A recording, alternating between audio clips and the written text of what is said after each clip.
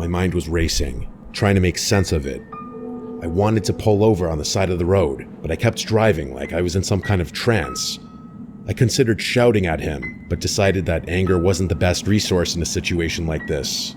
After he paused for a few tense moments, I finally spoke. I asked him what he wanted in a steady voice, trying to hide the fear I was feeling. The voice paused before delivering the words that made my blood run cold.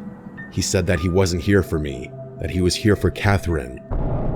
Hearing my girlfriend's name was about 100 times more terrifying than hearing my own, and the horrified expression on her face told me that she was just as shocked as I was. I blurted out that I didn't know a Catherine, that he must have the wrong number. The man chuckled before saying, "She's sitting right next to you." That was too much for me. I pulled over on the side of the road. I had no choice. My hands were literally shaking in fear. I was about to say something when Catherine reached into my lap in one fluid movement and hung up the phone. Just like that, I literally screamed in her face, demanding to know why she hung up on a stranger that was making personal threats towards us. She didn't answer, just looked at me with wide, fearful eyes. I desperately tried to call the number back, once, twice, 3 times, but it never went through.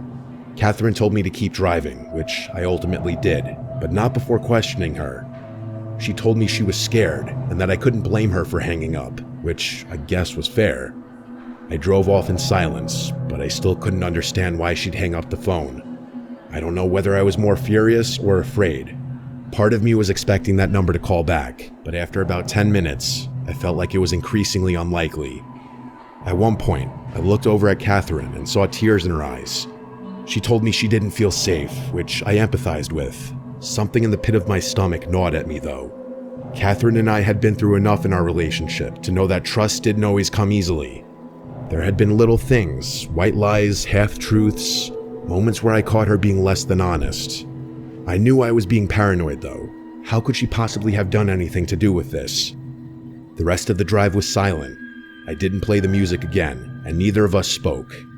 My mind was still spinning with a million unanswered questions. Who the hell was that guy?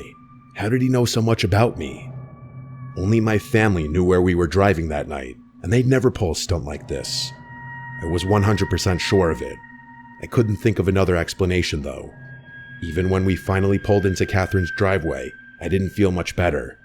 It's been almost a month since this happened, and I have yet to get my answers. Neither of our family members were responsible. We asked all of them.